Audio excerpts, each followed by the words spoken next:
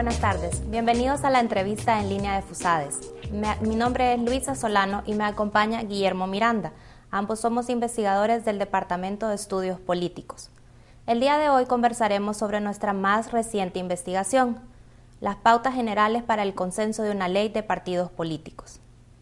Tenemos abierto nuestras redes sociales, Facebook y Twitter, para que puedan participar con sus preguntas y comentarios. Así como no existe un sistema electoral idóneo, tampoco hay una ley de partidos políticos perfecto.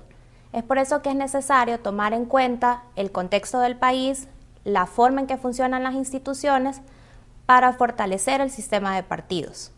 Nuestra investigación tuvo como objeto definir 3 pautas generales para el debate de la ley de partidos políticos. La primera son los ejes temáticos, el fortalecimiento de la autoridad electoral y, por último, el consenso que debe tener la ley para ser aprobada. Guillermo, ¿podrías comentarnos acerca de los ejes temáticos? Bueno, primero, buenas tardes a nuestra audiencia. Ya hablaba Luisa de las pautas que habíamos definido en nuestro estudio, y una de las pautas son los ejes temáticos, o al menos los elementos mínimos que debe tener una legislación como esta. ¿Qué elementos o qué áreas deben ser reguladas en una ley de partidos políticos? Primero encontramos el financiamiento de los mismos, si hablamos tanto de financiamiento público como financiamiento privado. El acceso a medios de comunicación también es otro elemento a discutir. En tercer lugar, la democracia interna de los partidos, y no hablamos solo de democracia interna relacionadas con primarias, como se suele relacionar, sino también es todo el acontecer institucional o todos los procesos que llevan dentro los partidos políticos. Y en cuarto lugar, la transparencia programática. Ahora, en el estudio abordamos estos 4 elementos y los analizamos teniendo como insumos la experiencia comparada que ha ocurrido en otros países de la región, cómo han regulado estas áreas de trabajo, y también considerando el proyecto de ley de partidos políticos que actualmente se está discutiendo en la Comisión de Reformas Electorales, en la Asamblea Legislativa. Es un proyecto que fue elaborado en 2010 por la Unidad de Análisis Legislativo y que recoge un poco en estas áreas.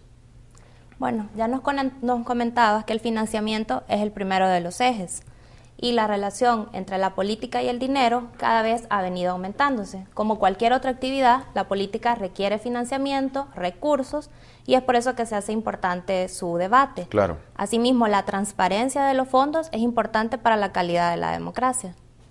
Claro, entre esos beneficios que tú ya mencionabas, será primero que saber cómo se financian nuestros partidos. No solo evitan estructuras clientelares, no solo evitan conflictos de intereses o precisamente corrupción, sino que también abona a la calidad del voto. Y nosotros como ciudadanos vamos a estar más informados y en esa medida podemos ejercer nuestra decisión de por qué partido votar o a qué candidato apoyar de una mejor manera. Ahora, para hablar un poco del financiamiento, El Salvador en la región es el único país en América Latina donde no hay una regulación a las fuentes del financiamiento privado. Y aquí somos muy claros en que, por ejemplo, no deben permitirse las donaciones anónimas, ni tampoco las donaciones extranjeras, y parte de eso es recogido en el proyecto que se está analizando en la Asamblea Legislativa. Una de las innovaciones de este proyecto, por ejemplo, es del lado del financiamiento público, que por cierto, en El Salvador tampoco hay una regulación. El Estado no controla realmente el dinero que le da a los partidos, en este caso la deuda política. Y al cabo hay que mencionar que el proyecto, aparte de la deuda política, que es el fondo que el Estado provee a los partidos en épocas de elecciones, también establece un fondo pro partidos. ¿Qué es este fondo pro partidos? Es un fondo permanente, es decir, que se daría año con año a los partidos políticos, y que parte de ese fondo está destinado a su actividad regular y otra parte se condiciona, por ejemplo, a la promoción de líderes o a seminarios de política o de instrucción política o a la promoción de liderazgos de mujeres también. Estos son los nuevos elementos entonces que están en el debate, que están ahorita en la Comisión de Reformas Electorales y que hay que discutir con profundidad. Como Guillermo nos comentaba, la importancia del financiamiento es que se transparenten los recursos. El segundo eje temático es el relacionado al acceso a medios de comunicación y la masificación de los medios y la personalización de las campañas cada vez demanda más recursos y una mayor interacción de los medios. Guillermo, ¿podríamos conocer más cuál es el enfoque del acceso a medios en la investigación? El acceso a medios es un área que también se desarrolla en la mayoría de países de América Latina. Todos los hacen con distintas herramientas. ¿Cómo se ha hecho hasta la época aquí en El Salvador? En el Código Electoral ya encontramos, por ejemplo, que, en la Constitución y en el Código Electoral se regulan los tiempos de campaña. Eso tiene que ver en buena parte con el acceso a medios.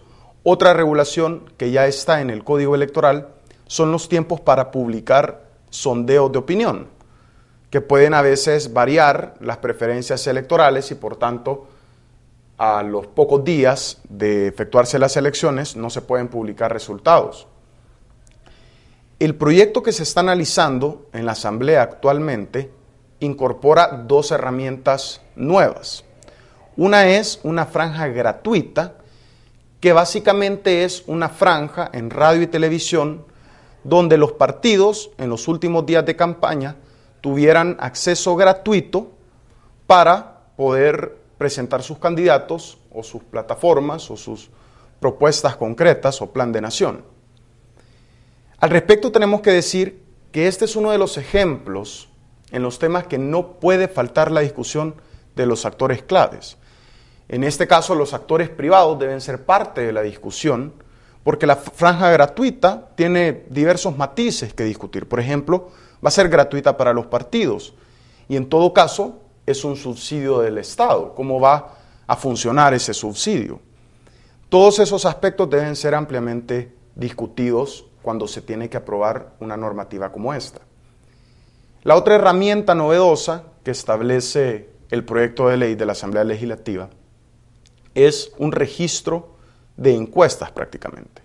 Las casas encuestadoras que deseen publicar sondeos de opinión deben registrarse y deben también establecer la metodología con la que hacen las encuestas y publicar los resultados.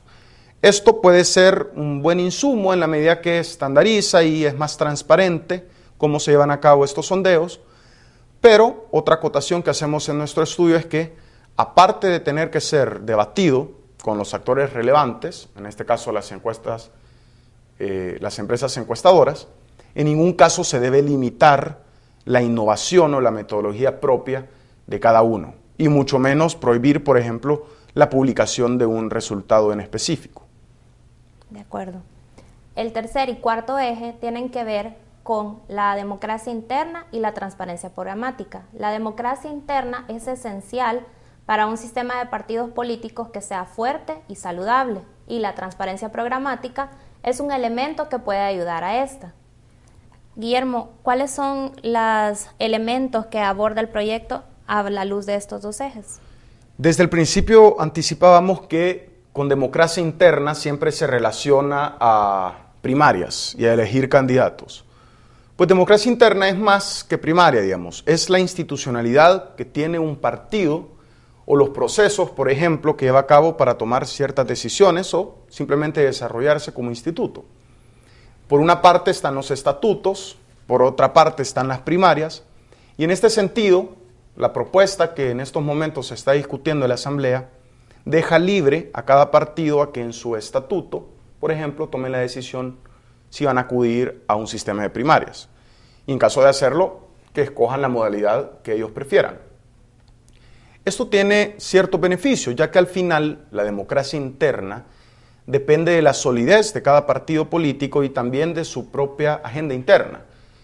Y en ese sentido, que esta democracia se vaya desenvolviendo gradualmente es positivo, más allá de una normativa que amarre y establezca parámetros concretos para decir cómo se van a desenvolver los partidos políticos. Dentro de la democracia interna también está la justicia. Y en esto, el proyecto que se está discutiendo establece también o introduce un tipo de tribunales de ética que resuelvan disputas dentro de los partidos políticos, lo cual puede ser sano de la manera en cómo se regule. Otro insumo que está en este proyecto es que un partido político o militantes del partido pueden solicitar al Tribunal Supremo Electoral que supervise estos procesos, de tal manera que el tribunal se puede volver un garante para que estos procesos sean legítimos y se cumplan los estatutos que cada partido político ha definido. Faltaba transparencia. Transparencia programática, perdón. Okay. La transparencia programática es el cuarto eje. ¿Qué pasa con la transparencia programática? Básicamente y va dirigido a la calidad del voto, al voto informado. Es decir, yo como elector tengo que saber qué es la oferta que me está dando un partido político, cuál es su estatuto, cuál es su sistema ideológico, cuál es la plataforma de gobierno y también quiénes son los candidatos, su trayectoria profesional, su trayectoria política. Y el proyecto sí incluye algunas modalidades innovadoras, por ejemplo, obligar a los partidos a tener portales web donde aparezca esta información. Lo que no debemos de perder de vista es que en estos portales se actualice la información de manera adecuada y también se pueda accesar a la información pertinente al momento, por ejemplo, de calificar la trayectoria política de un candidato. En legislaciones como la peruana, por ejemplo, los candidatos deben de establecer en estos portales su nombre, su apellido, su trayectoria, una especie de currículum vitae, porque al final es una oferta que los ciudadanos deciden si aceptar o no.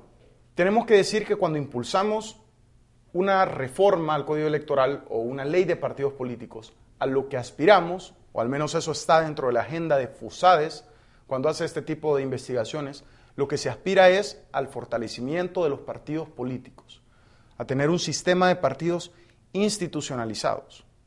Y en ese sentido, cuando existe una normativa razonable, con una regulación proporcionada y conforme a la realidad, que rija la actividad partidaria, este puede ser una fuente de fortalecimiento de los partidos. Y eso lo puede percibir el militante del partido, por ejemplo, que hoy tiene más información sobre sus estatutos, que puede solicitar al Tribunal Supremo Electoral incluso que vigile el cumplimiento de estos estatutos. Y también, cuando hay transparencia financiera, es menos probable que en este partido político X hay incidencia, por ejemplo, del crimen organizado, que es lo que ha destruido a bastantes partidos políticos o a bastantes sistemas de partidos. Entonces, por el lado de los partidos políticos, esperamos que estos sean más fuertes con una ley de partidos políticos. A eso debe aspirar una ley de partidos políticos. Y del lado del ciudadano, hablamos de la calidad del voto, de un voto informado. Una consultora que vino hace unos días siempre mencionaba un ejemplo muy significativo en donde, por ejemplo, en Francia, el Partido Verde tenía un respaldo sustancial del electorado. Y cuando se transparenta sus finanzas, por ejemplo, el Partido Verde, el Partido Ecologista, resulta que uno de los donantes es una empresa que había sido acusada por el mismo partido por contaminar uno de los ríos, el Rino en Europa.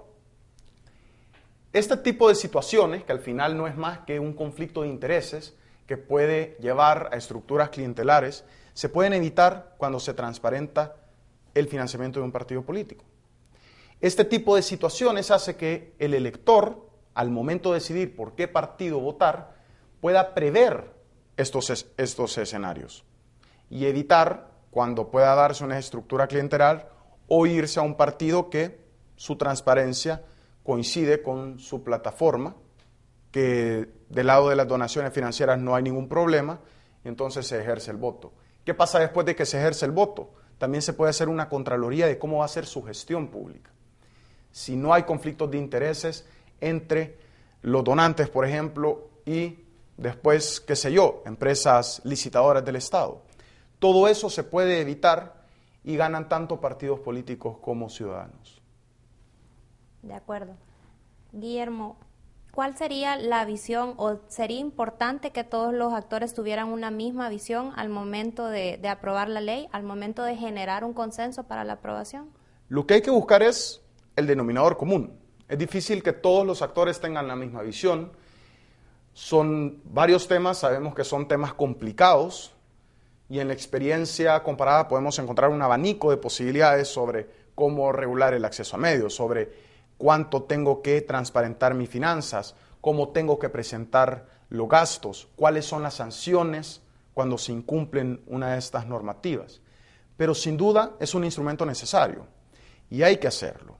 Y si bien hay visiones encontradas, pues precisamente porque hay visiones encontradas es que es necesario el debate para que esas visiones encuentren su punto común y podamos llegar a un feliz término que es un elemento más de la agenda política de este país.